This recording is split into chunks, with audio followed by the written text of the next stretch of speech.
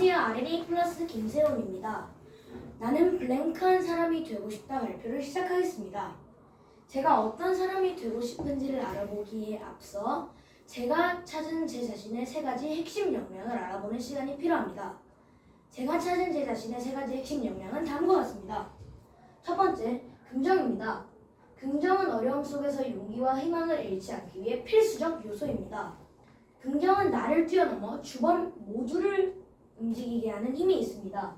두 번째는 감수성입니다. 저는 어렸을 때부터 감수성이 풍부하고 눈물이 많다는 이야기를 많이 들었습니다. MBTI를 검사해보니 역시나 대문자 F가 나왔습니다.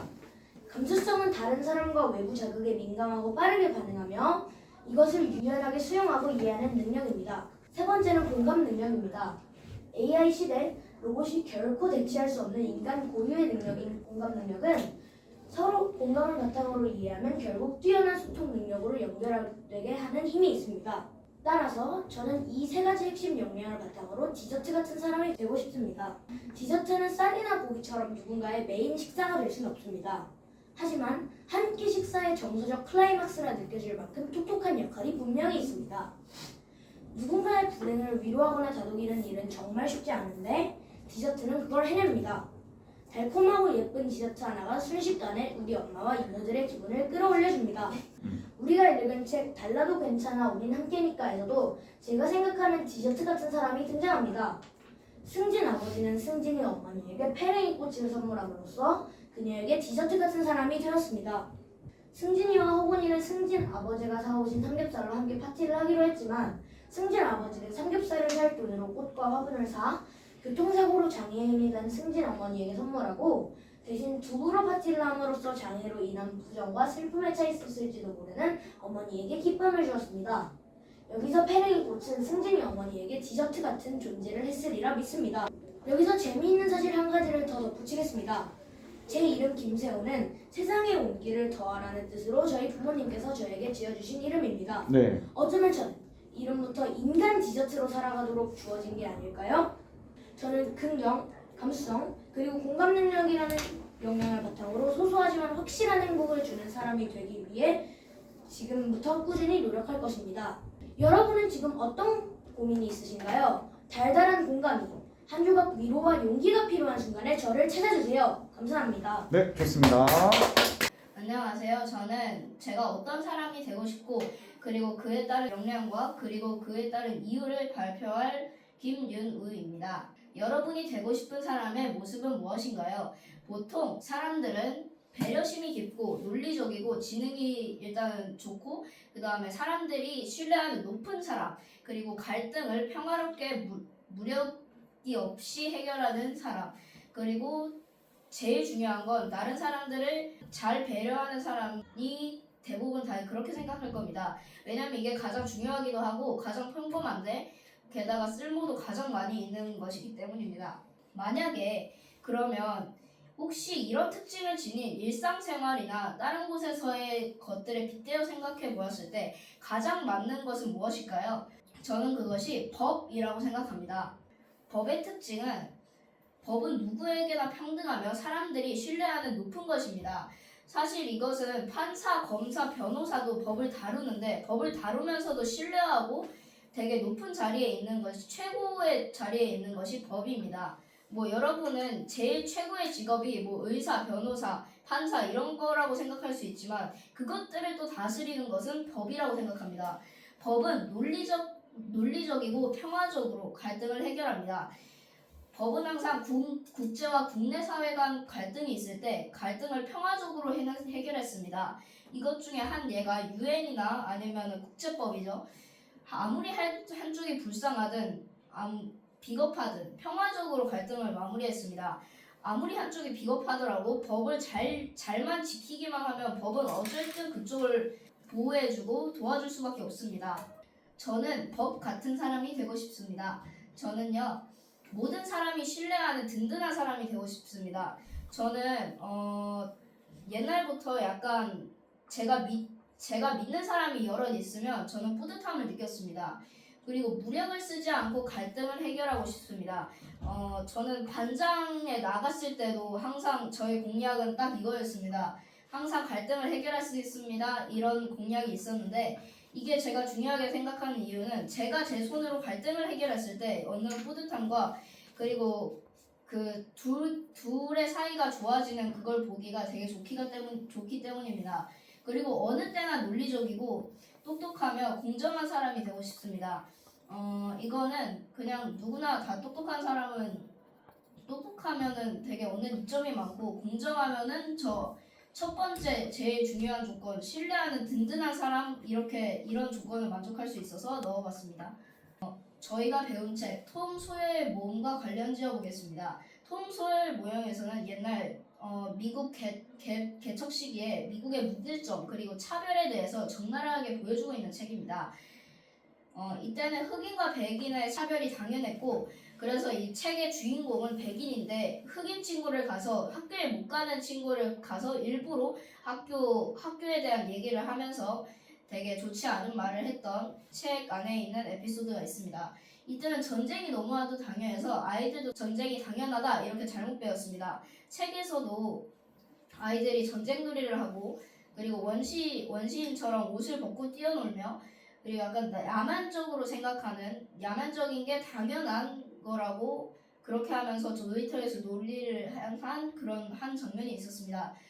이때는 사기도 빈번하게 발생해서 경제가 발전하지 못했습니다. 톰 소여의 모형 중 한 장면에서 계속 어떤 소년이 깨를 부린 다음에 다른 친구들을 부려먹는 그런 장면이 등장하기도 합니다. 이런 문제점을 해결할 사람의 특징은 법이라고 생각합니다. 제가 이런 사람이 되고 싶은 이유는 아까도 설명했지만 저는 윤리적이면 얻는 이득이 많고 신뢰하는 높은 사람이나 직업이 되고 싶습니다. 그리고 문제가 생기면 가장 먼저 도와주는 친절한 사람이 되고 싶습니다. 그래서 논리적이고 효율적이면 얻는 이득이 많고 그리고 제일 중요한 건 다른 사람이 많이 신뢰합니다. 또한 저를 믿어주는 사람이 많으면 뭔가 나쁘지도 않고 그리고 오히려 약간 제가 모든 것을 해결할 수 있고 제가 손을 못 대는 영역이 좀 줄어들 수 있을 것 같아서 나쁘지 않을 것 같았습니다. 그리고 저는 뭔가 문제를 해결하면 뿌듯하고 이걸로 인해 저에 대한 신뢰가 높아질 것 같아 이것도 추가하게 되었습니다. 감사합니다. 안녕하세요. 저는 건물의 기둥 같은 사람이 되고 싶다에 대해서 발표할 오성준입니다. 건물에서 기둥은 보이지 않지만 큰 일을 해내고 있습니다. 건물에서 기둥은 잘 보이지 않습니다. 왜냐하면 벽이나 콘크리트에 가려져 있기 때문입니다. 하지만 건물에서는 기둥이 없으면 안 될 정도로 커다란 역할을 하고 있습니다. 또한 건물은 항상 지지해주는 역할도 기둥이 하고 있습니다. 만약에 기둥이 없으면 건물이 붕괴할 수도 있습니다. 그래서 높은 건물을 지을 때는 항상 기둥을 사용해야 합니다. 그래서 저는 건물이 기둥 같은 사람이 되고 싶습니다. 첫 번째로 기둥은 묵묵하게 자신이 일을 해내는 성격이 있습니다. 조용히 자신이 일을 잘 해내는 사람의 장점은 자만하지 않는다는 것입니다. 누구든지 자만한 사람을 좋아하진 않습니다. 왜냐하면 자만한 사람들은 자신이 일을 크게 부풀리고 다른 사람을 무시하는 성격들이 있기 때문입니다. 또한 조용히 잘하는 사람들은 잘 보이지 않지만 분명히 잘한다는 매력이 있습니다.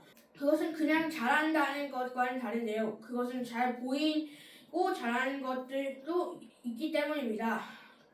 잘 보이고 잘한다는 것은 다른 사람들한테 자기가 잘한다고 말해서 다른 사람들이 자신이 잘한다는 것을 알고 있는 것입니다. 하지만 잘 보이지 않지만 잘한다는 것은 자기가 떠벌리지 않으면서도 다른 사람들이 자기가 잘한다는 것을 이미 알고 있는 것입니다. 반지의 제왕이라는 책에서 세무아이즈 댐지라는 캐릭터가 나오는데요.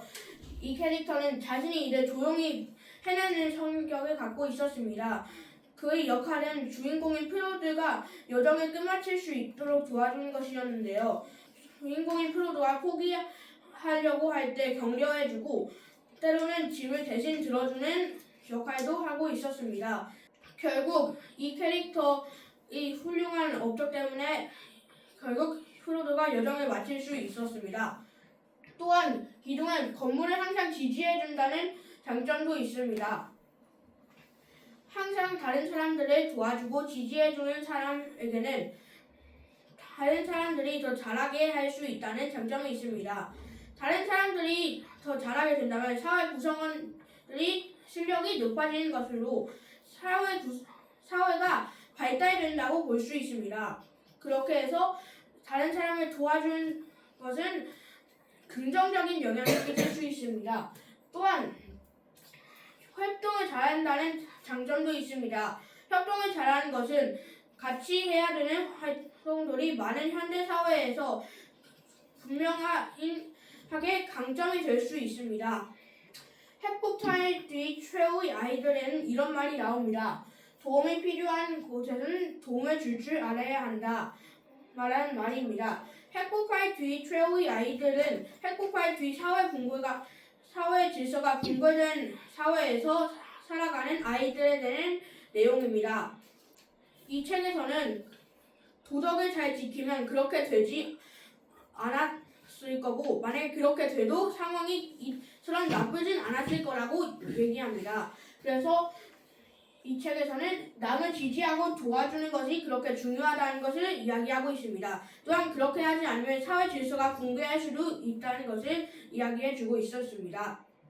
그런 사람이 되기 위해서는 잘한다고 자만하지 않기, 다른 사람이 도움을 필요로 하면 도와주기 등이 있습니다.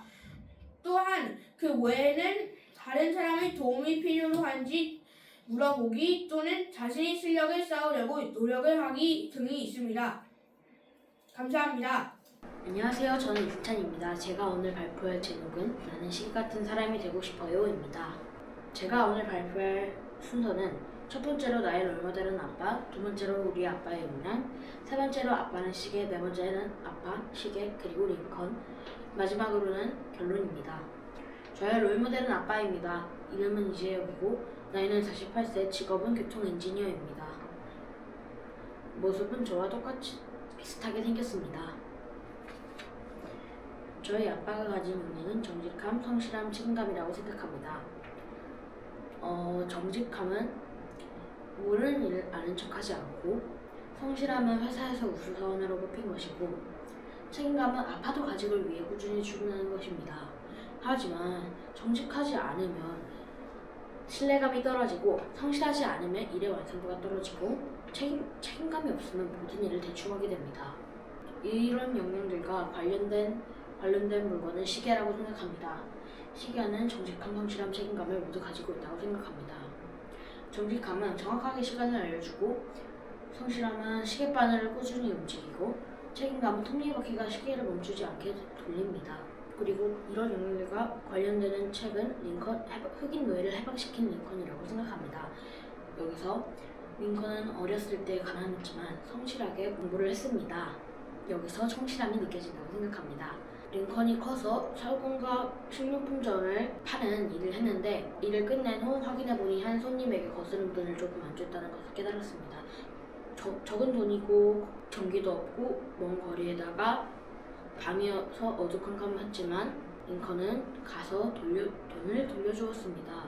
여기서 저는 정직함이 느껴진다고 생각합니다. 그래서 남북 간의 대립에서 남쪽이 자기를 죽이려 했지만 결국 끝까지 자기 신념을 지키며 흑인 노예 제도 폐지를 이루었습니다. 여기서 저는 책임감을 느꼈다고 생각합니다.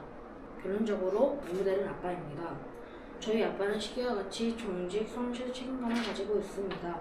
저도 아빠와 시계와 같은 역량을 가지고 싶습니다. 감사합니다.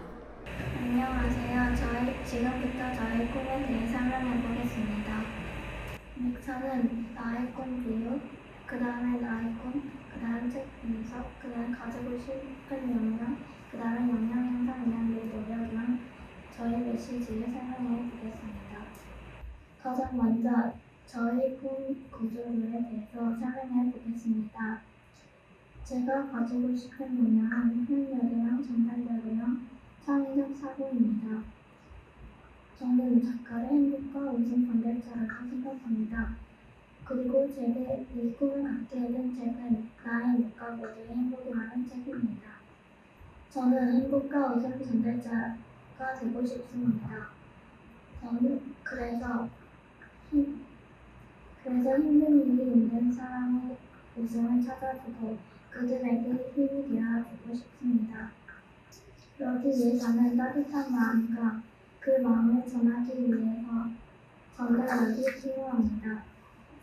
저는 큰 위로가 올 때도 힘든 사람들의 얼굴에 미소를 띠게 하고 힘이 되어주고 싶습니다. 저의 꿈은 작가입니다. 제가 쓰고 싶은 작품은 아이들과 어른들을 위한 상상력이 있고 흥미진진한 소설입니다. 저는 집에서 혼자 공책에 소설 쓰는 연습을 많이 했습니다. 또 상상력이나 무언 이야기가 있는 소설에 흥미를 느꼈습니다. 이런 경험들로 저는 작가와 가까워지고 있습니다. 다음으로 나의 행복과 모두의 행복의 책 분석을 해보겠습니다. 이 책의 내용은 최대한 많은 사람들이 최대의 행복을 실현하는 것입니다. 이것을 도덕과 법을 정하는 기본 원리라고 나와 있습니다. 이 책에서 나오는 최대 다수의 최대 행복이란 최대한 많은 사람들이 최대한 많은 행복을 누릴 수 있도록 법이 바뀌어한다는 뜻입니다. 이 책의 주인공 벤담이 생각하는 법은 어떤 사람이 다른 사람에게 고통을 주고 자신만 쾌락을 즐겼으면 즉 고통을 받아야 한다는 생각을 가졌습니다. 결국 저자의 의도는 자신의 행동이 다른 사람에게 고통이 되면 안 된다는 생각으로 이 글을 썼습니다. 이 책의 저자는 재미있고 흥미로운 내용과 함께 지식을 전달해줬습니다. 그래서 저도 지루하지 않고 재밌게 이 책을 읽으면서 많은 지식들을 얻을 수 있었습니다. 그래서 저도 제가 한 일이 다른 사람의 행복과 쾌락이며 숨겨진 지식을 전달해주고 싶습니다. 제가 가지고 싶은 능력은 표현력, 전달력, 창의적 사고입니다. 우선 표현력을 가지고 싶은 까닭은 글을 잘 표현하면 독자들이 잘 이해하기 쉬울 거기 때문입니다. 그 다음으로 전달력을 가지고 싶은 까닭은 내용과 지식을 잘 전달할 수 있기 때문입니다.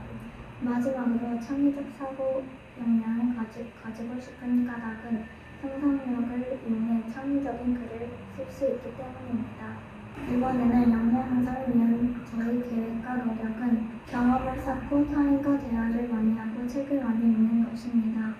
이 노력을 해야 하는 이유는 경험을 통해 보고 느끼고 듣는 것이 많아지기 때문입니다. 그리고 책을 통해 지식이 풍부하게 만들어지며 대화를 통해 타인의 고민에 들어 책에 빗대어서 고민을 풀어줄 수 있기 때문입니다. 이런 노력들로 행복하고 평화로운 세상을 만들고 싶습니다. 마지막으로 저희 메시지는 제가 하는 행동이 다른 사람에게 행복이 되고 힘이 되었으면 좋겠습니다. 그래서 행복하고 평화로운 세상을 만들고 싶습니다. 감사합니다.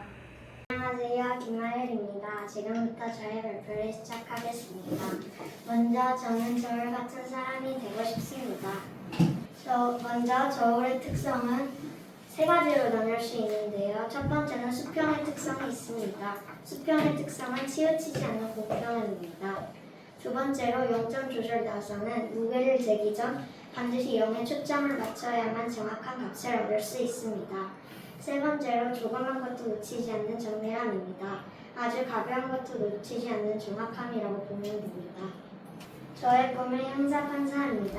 먼저 형사법은 법을 어긴 사람들에 대한 법입니다. 형사재판은 범죄를 저지른 사람들을 찾아 그 처벌을 내리는 재판입니다. 제가 형사판사가 꾸민 이유는 평화로운 세상을 만들고 싶고 누가 옳고 틀린지를 찾아내고 싶기 때문입니다. 판사라는 꿈을 갖게 해준 책은 우리들의 재판을 시작하겠습니다입니다.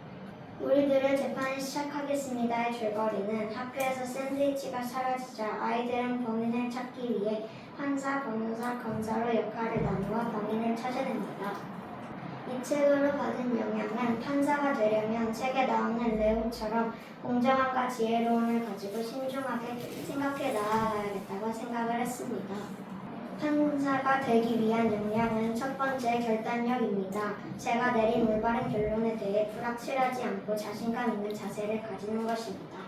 두 번째로 공감력입니다. 상대의 상황을 잘 이해하고 역지사지로 생각을 해봅니다. 세 번째 관찰력입니다.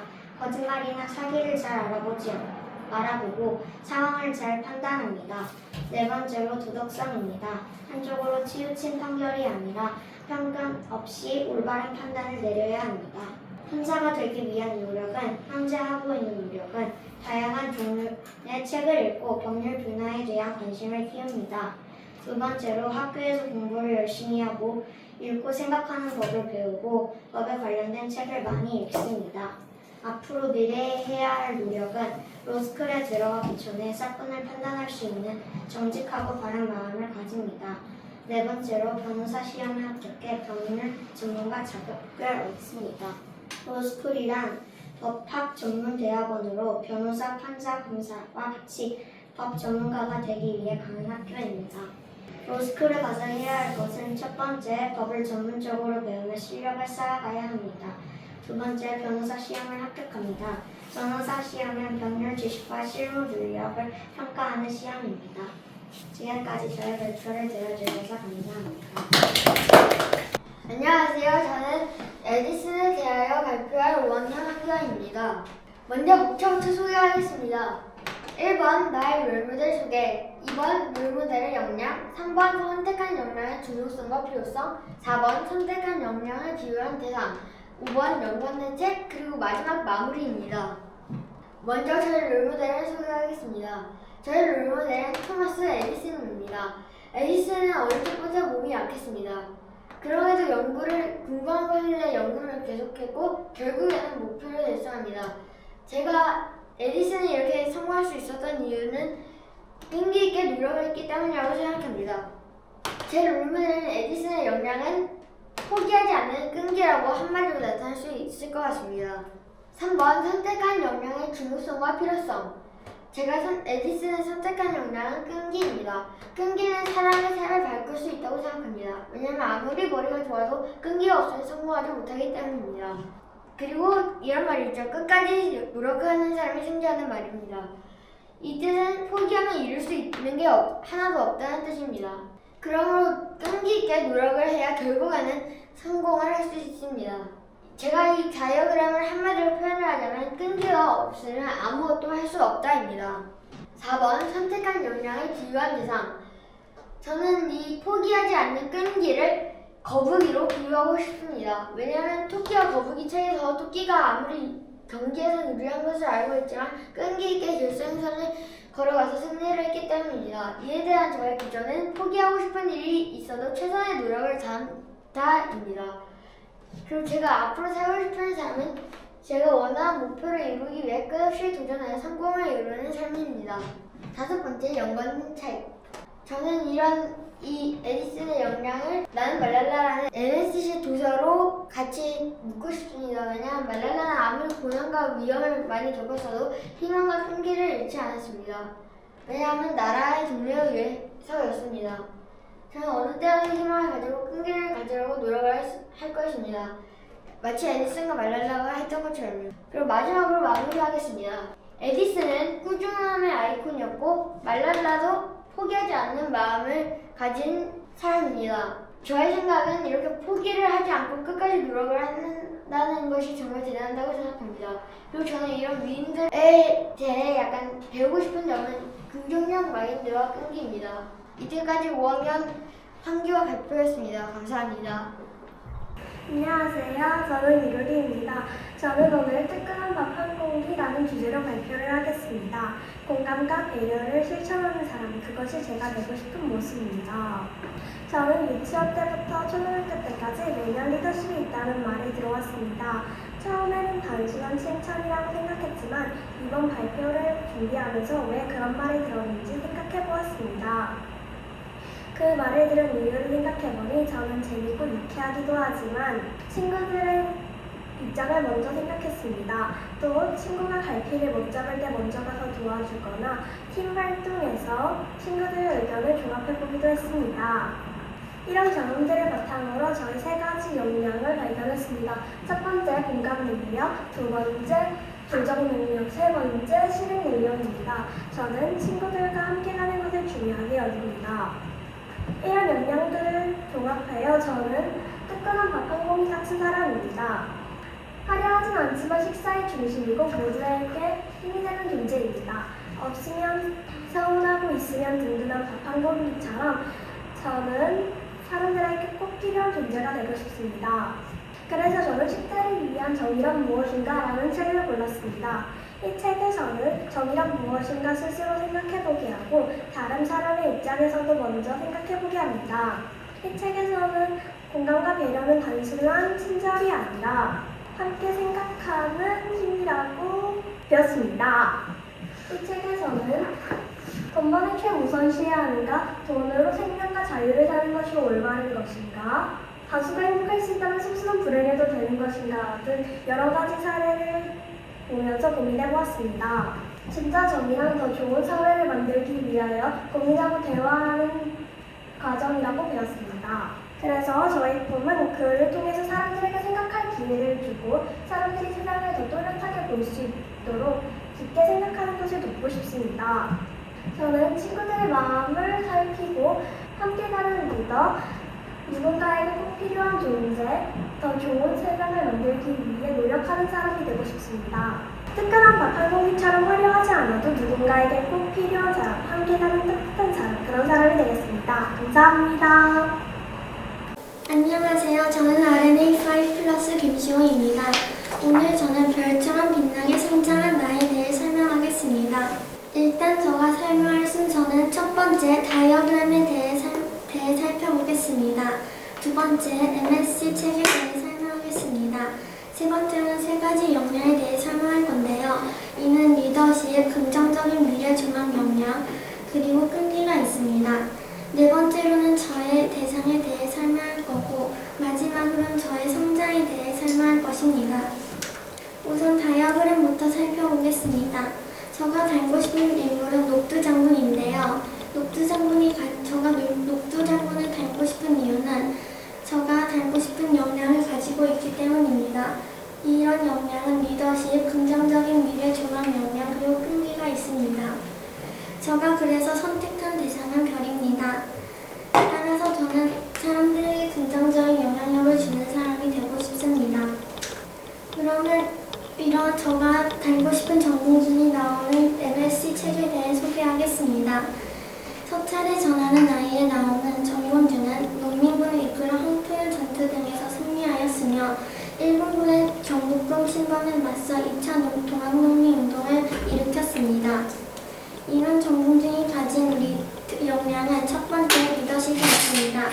리더십을 가진 이유는 동학농민운동을 일으키기 위해 사람들을 이끌었기 때문입니다. 두 번째, 끈기가 있습니다. 끈기를 가진 이유는 동학농민운동을 일으킨 후 포기하지 않고 끝까지 노력했기 때문입니다.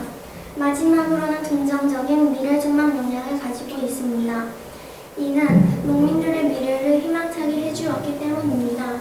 그러면 저는 이러한 정봉준의 역량을 따라하기 위해 세 가지 방법을 실천할 것입니다. 첫 번째는 자기관리입니다.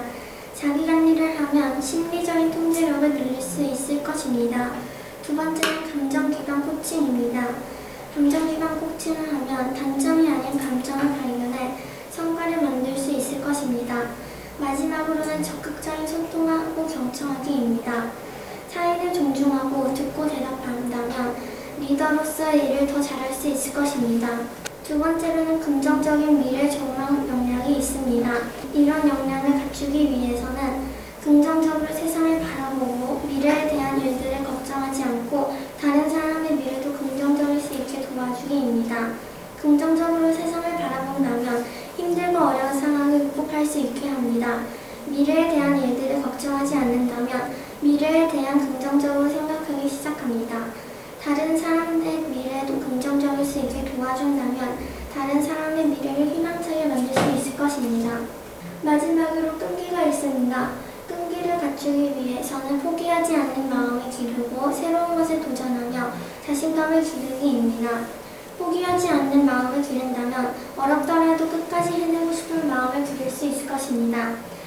새로운 것에 도전하게 된다면 새롭고 어려운 것에도 맞서는 사람이 될 수 있습니다. 자신감을 기른다면 자신감을 기르고 자기 자신에 대한 믿음을 기를 수 있습니다. 그러면 저는 이런 역량을 갖추기 위해 대상을 정했습니다. 그 대상은 바로 별인데요. 별은 리더십을 가지려면 누군가에게 밝은 별처럼 빛으로 길을 만드는 이끄는 사람이 되어야 합니다. 긍정적 미래 조명 능력을 갖추려면 누군가의 미래를 별이 밤하늘을 빛으로 물릴 때 휘날차게 하는 것입니다. 끈기를 갖추려면 비록 작지만 계속 넓은 하늘을 밝히듯 끈기를 가져 세상을 밝게 하는 사람이 되는 것입니다. 그러면 저가 갖추고 싶은 역량에 대해 알았고 대상에 대해 알아봤으니 저의 성재에 대해 알아보겠습니다. 첫 번째로 저는 역량을 갖출 것입니다. 저는 리더십, 끈기, 긍정적인 미래 조망 역량을 갖출 것입니다. 두 번째로는 역량을 갖추면 생활 속에 실천할 것입니다. 마지막으로 저는 누군가를 이끌어가는 사람, 희망을 주는 사람, 끝까지 노력하는 사람이 될 것입니다. 저의 발표를 들어주셔서 감사합니다.